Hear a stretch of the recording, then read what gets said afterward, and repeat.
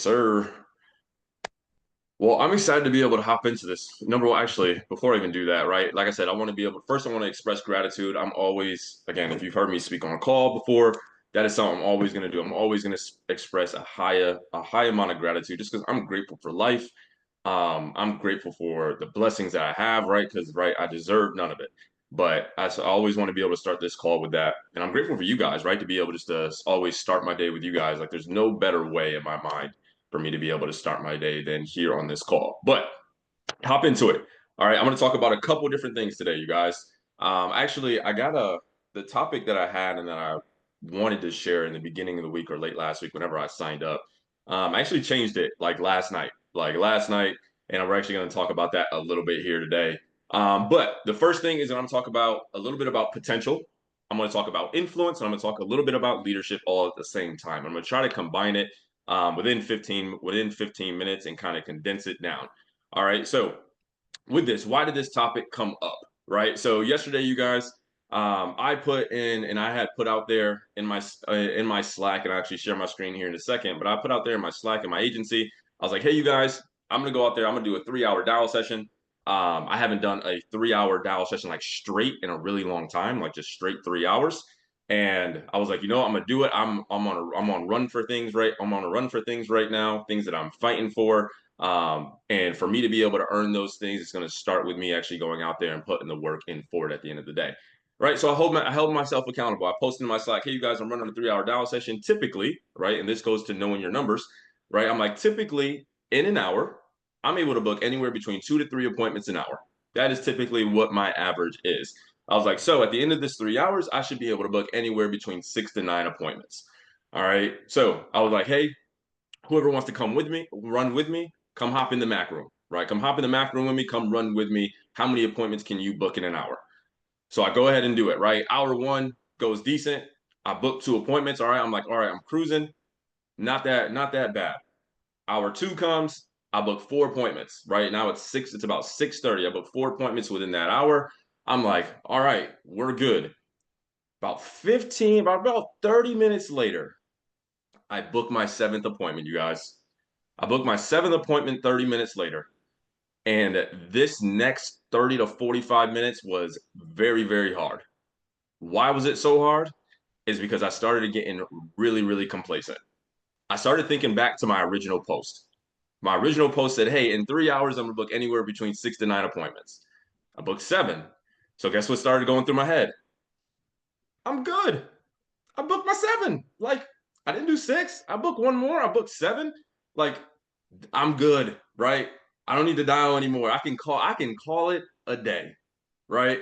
And I'm sitting there, and actually, I want to give a shout out. Like, I have one agent on my call. Well, that's in our agency. Her name is Sadie, and she was dialing at the same time, and she was texting me as she was going through. She was dialing. She was struggling a little bit. She started her dial session really rough, but then she ended it really well. And we were kind of texting back and forth while she was dialing, and she finished her session. She finished her session with six, or she finished her session, I believe, with seven actually. And I was like, all right, I need to go out there. I need to like step it out. I can't let you beat me. But then I dropped it, and this is why running buddies. And again, we've talked about the dream team so much, you guys, but we're going to continue to talk about it because they're so vital. They're vital to my success and just who I am. But I dropped a text in there in the dream team group chat, and honestly, Scott, you may not know this or not. Your text, if Scott sent a text, because I put it in there as I was going through the hours again to hold myself accountable, right? You got to know yourself to lead yourself at the end of the day. I knew there was this weird thought. It shouldn't have been there in the first place, but I knew I was like, I need to be held accountable, right? I haven't done a 3 hour long dial session in a while. I need to be held accountable because I can easily see myself like getting up and finding an excuse. Actually, I did. I meant to start dialing at 4, but then I went and grabbed Chick-fil-A and I actually started dialing at 4:30 because I was like, I'm hungry. Let me eat first. But Scott had sent a text, right? Because again, I was checking in and all those things just to let them know. Scott sent a text at 7:05. This is when it started to get tough. He was like, 40 more minutes, Michael. I started a timer on my phone when you texted us. I was like, oh shit, they're watching. I was like, oh, they actually like they're holding me accountable. They're doing what they always do, right? They're calling me up, they're holding me accountable. I was like, all right, I guess I got to do this. And I was honest, right? I was honest with myself in that moment, right? And vulnerable with them. Again, this goes back to we talked about the national call last week, right? With having a safe environment. I was like, I'm not gonna lie, you guys. I want to stop dialing so bad. I was like, the feeling of wanting to be complacent is heavy right now. I just booked number 7, but right again, you can't bring those negative thoughts or like wanting to be able to give up without right again. You gotta be a self starter sometimes, right? So in my mind, I'm like, I can't just bring that energy. Right? They're watching me, right? Obviously, they believe in me. I was like, but I got to keep going though. The person I'm growing to be won't accept room for a complacent mindset, right? So the reason I share that story, and this is why we're talking about potential today, because you have to know who you're becoming, you guys. You have to know where you're going, right? Where I'm going in this business, where I'm going in life is way bigger than just hitting 130, way bigger than hitting equity partner. And because if that is all you're aiming to be, right, you're gonna probably feel really disappointed, right? Your purpose has to be bigger than that, right? And I just know who I am and I know where I'm going. Again, I know what my potential is. So I constantly, right? And it's okay. I want to let you guys know something real fast. It is okay if you have those thoughts. It's okay. There's nothing wrong with having thoughts like that, right? What becomes wrong is the choice that you make after that, right? If you want to sit in that complacency, if you want to sit and convince yourself and tell yourself that is okay just to be there, that is where the problem comes in, right? Is what you do after you have that thought. And after what you do after you have that thought can I honestly dictate your day, your week, your month, your business. Because what happens is that you are practicing, right? We're all practicing at something, right? If I would have given up in that moment and got complacent, guess what I was practicing on being? I was practicing on being a complacent person. And once you practice on being a complacent person, or you're practice on whatever it may be, practicing not giving your best, guess what? You're showing up, you're practicing on always not showing up to be your best at the end of the day. Once you build that habit, it is so hard to break, right? So I'm constantly in this, and it's so again, I go through it as well, you guys. I constantly go through this tug of war in my mind, right? Of because when I started the business, I started the business in survival mode. I started the business in desperation mode, right? And then where I'm at in the business right now, right? My bills are paid, there's food on the table. Like me and my fiance, me and my fiance, when we go out somewhere, we can just swipe our card and like there, it's good, right? I don't have to think about those decisions anymore, so we get comfortable, right? Yes, if you have gone to a restaurant with me, I order, you guys. I will be honest. I love food. So I if I see two entrees I want, I will get two entrees, but I will eat it by the way. But right, so that feeling, that desperation, that survival feeling is gone. So I had to shift it out with something, right? And that is focusing on who I'm becoming, who I'm growing myself into. So I'm gonna give you guys some steps here real fast, right? I'm gonna give you guys some steps here to be able to write down so you know, right, how to be able to go out there. Number one, figure out what is your potential. What is your potential in the first place? Where are you going? Um, and how do you actually achieve that? So step one, to be able to figure your potential out, you guys, step one, you have to know yourself, right? You have to take an honest look in the mirror, right? And ask yourself, what are your strengths? What lights you up at the end of the day? Like, what gets you excited? All right. What drains you, right? Because you need to know that as well. You need to know, right? What are those triggers? What are those triggers? What gets you in those moments? What drains you? Self-awareness is the foundation because if you don't know who you are, you will never know what you're capable of becoming. So you need to know who are you right now in this moment so you know what to overcome, what to lean into to go out there and be the person that you say that you want to be or that you're meant to become at the end of the day. Step two. For step two, you guys, you got to be able to see the vision. If you don't have a vision at the end of the day, you're going to get stuck in the weeds. And guess what? In this business and in life, it is so easy to get stuck in the weeds because there's so many things that's going to pop up and keep you busy that is just going to distract you and keep you down. And if you don't have a strong vision, right, then the obstacles become very big, right? But the bigger the vision, the smaller the obstacles at the end of the day, right? Potential without direction is just wasted energy, right? Define what success means to you, not anybody else, right? This is your race, so go at your own pace, right? This is about what you want, not what anybody else wants. We all came here real quick by show of hands. We all came here to be able to own our income, right? Own our finances, own our time, control our life, build what we consider right our legacy and what we want to leave to our family, correct? Okay. Right? So define what success means to you, right?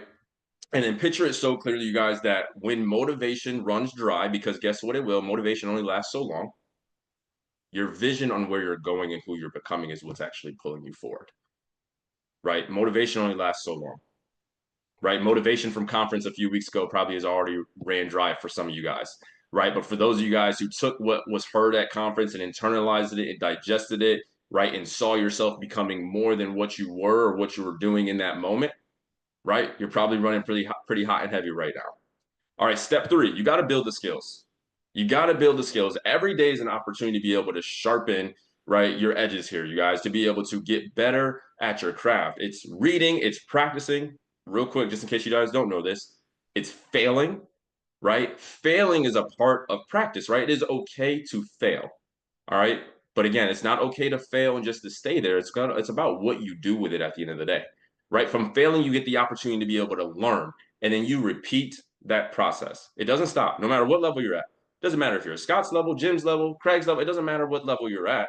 That is always there, right? New level is what we call it. Right? Because the best don't arrive at the top by accident, you guys.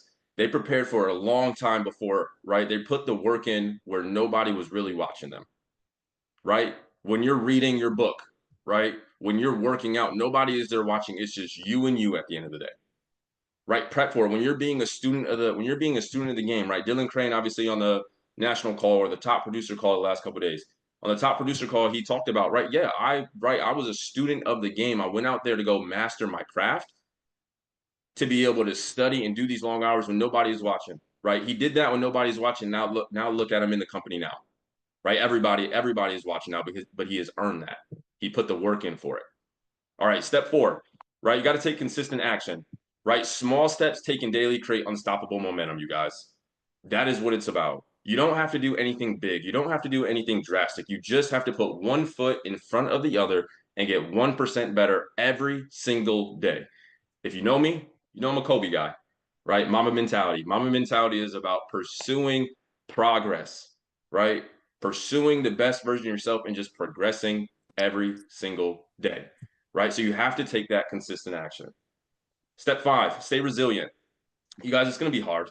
It's going to be hard. You're going to struggle. You're going to fail, right? There's going to be setbacks. Guess what? Life is life, and life happens to everybody.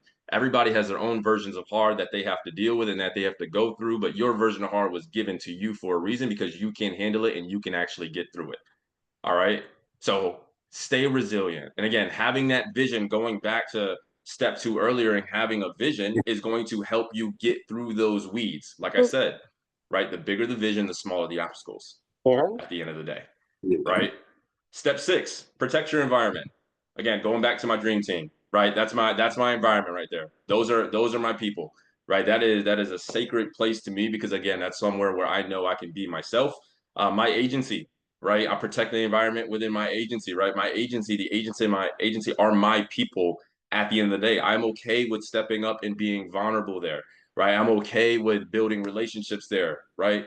I love hanging out with them, right? I love interacting with them, right? Honestly, I wouldn't be the person I am today if it wasn't for my agency, right? And the agents, because they make me better. They make, whether they realize it or not.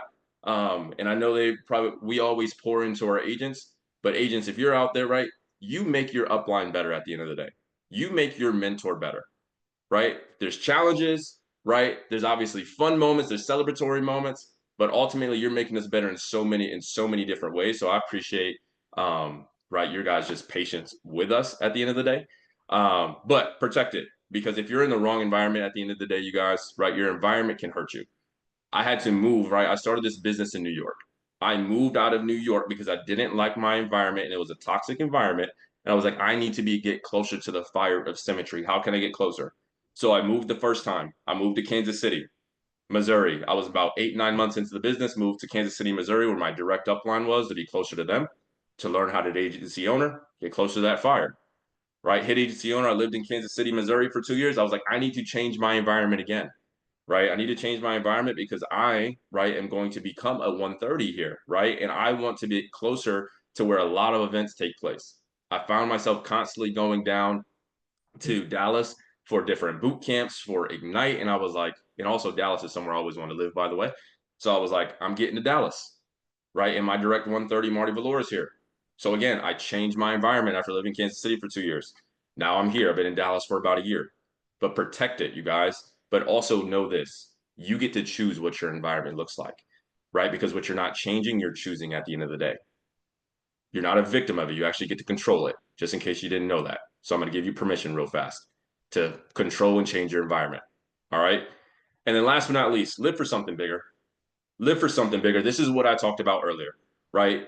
I'm not here just to be a 130, right? I know what my purpose is, right? God placed a purpose in me, right? To be able to go out there and be the best version of myself, to be able to go out there and inspire and impact, not to show people my superpowers. And my job is to be able to help show people their superpowers and show people that they can do it. That if I can do it, they can do it as well. That's what I know my purpose is. And guess what? If I stop growing myself, then that impacts small. That impact gets really small. The people I'm able to inspire and go out there and influence is going to change dramatically if I don't continue to grow myself at the end of the day, right? And just know this, right? This is something that I had to be able to realize, right? And something, just in case you guys don't know, right? If you've heard me speak before, I'm a pioneer creative. I love living in the vision, by the way. I love living there. When you talk about things that light you up, that lights me up. I love talking about the future. I love talking about who I'm becoming. And then the creative in me, right? The creative in me always keeps a lot of things in my head. So I like to write a little bit, right? I like to write and I like to journal, right? To be able to get all that stuff out of my head. It's probably my head is a crazy place that nobody wants to live, because it's really overwhelming at times. But right, when God is preparing you for more, right, He doesn't hand it to you in comfort. He strips away the familiar. He stretches your patience and He tests the faith you claim to hold. Right, it feels heavy because it's supposed to. Right, diamonds aren't born under pressure. Steel is hardened in fire. And trust and believe me, you guys, you are no different in that, right? Right, you're the canvas, right? How are you painting it, right? How are you forging yourself, right? What is the vision that you're trying to paint, and who is it that you're trying to become at the end of the day? And going back to what I talked about, it's going to be really hard, right? It's going to be hard. You are going to have to isolate yourself, right? Again, you guys heard me talk about it on main stage. I felt like I was introverted, right? I felt like I was introverted, but I realized I was only introverted because I was in the wrong environment, right? But sometimes you're going to be pushed away because you're going to have to be in an environment where, or in a situation where it's up to you to be able to grow, right? And being isolated sometimes and focusing on yourself isn't punishment; it's an opportunity to actually focus, right? The discomfort you're feeling when your bank account is always low and going into the negative, right? Or you're having to constantly make tough choices, right? That discomfort isn't cruelty; it's training, right? To be able to build you for more, right? I promise you, the tests aren't random; they're just actually preparation. Because of God, again, right? This is for me, right? I'm speaking to me on a lot of this. But, right, if He were to hand you everything you wanted right now in the moment, the foundation that you currently have will crumble. So, what you're going through, what you're being built for right now in this moment, it is building you up for everything you want. So, you actually have the strength to hold it at the end of the day, you guys, right? He's developing you to be the person that can actually carry all of those things. So, with that, and I know we're way over time here. My bad, Jim. Normally there's a slight guardian in me, even though it's my fourth voice. I feel like I'm better at that than I actually am. Um, and then this goes back to influence and leadership. When you are living out your potential, when you are showing up as the best version of yourself, and you right are practicing right to become that person, and you actually get to live it and you believe it, then guess what? That influences your agency. That influences the folks that decide to follow you because this is a volunteer army. And going back to what I said, my job is not to show people my superpowers, to show them theirs. But you have to live in your genius. You have to live in your superpowers first so people can be inspired and they can see that it's possible with them at the end of the day. And if you are playing small, guess what's going to happen? You're going to have a very small agency. So, with that, Jim, I've been waiting to say this for a while. That's all I got. That's all you got. I was going to ask, is that all you got? Hey, Michael, what contract level are you at? What's your level of leadership? So I'm an agency owner right now and waiting for August snapshot to come out because then 120 to be officially done and dusted. And how long you been here? July 2021. All right, so you're 4 years, just over 4 years in, Yes, sir. agency owner, about to be 120. Mhm. Any doubt that Michael Matthews is a 130 already, just needs to walk that out. No doubt. You hear these principles, you hear the way he thinks, you hear the way he processes, you hear the level of excellence he holds himself to. When he talks about protecting culture, protecting environments, it's because he created and sought out environments worth protecting. So many of you want to protect your current environment, which isn't going to get you where you want to go. He had to fundamentally change himself and put himself in positions that were worth protecting. You can't protect an inconsistent environment and expect to win. You can't protect an environment with no vision and expect to win.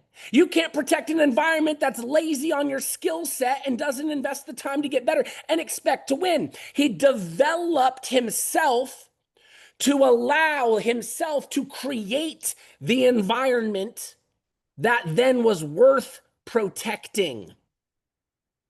I fiercely protect the culture and environment of my agency because I've done a lot of freaking work in myself to build a place that people want to be part of where they can thrive. I will protect that fiercely. But it's on the back of a lot of work. Embrace the work, guys. Embrace the hard. I know it's hard. Embrace it. That's what Michael did, literally to the sacrifice of moving twice. Some of y'all won't move out of the living room into the office to get work done. Michael Matthews moves entire states to be productive. I need you to understand, when you see a guy who's like, that guy's a 130, it's because he has practiced excellence. There's a reason for it. I love you, brother, man. This was freaking fire. Thank you for sharing. Thank you. So freaking I appreciate it. All right, y'all. Breakout rooms are open. One housekeeping item. Tomorrow is the first Friday of September. We are opening up a prayer breakout room. Scott Schnitzer is going to be running that. And so my thought on it is, if that is for you, jump into it. If it's not for you, go to your regular breakout room. All the regular breakout rooms are going to be there. They're going to be operational. They're going to be running. But if you need some spiritual uplifting, there's going to be a prayer breakout room that's going to be on Fridays. Tomorrow is the first one. So jump into your regular breakout room if that's for you. If you need some spiritual upliftment, Scott will be there for you in the prayer breakout room. All right. Rest of breakout rooms are open. Let's rock and roll today, guys.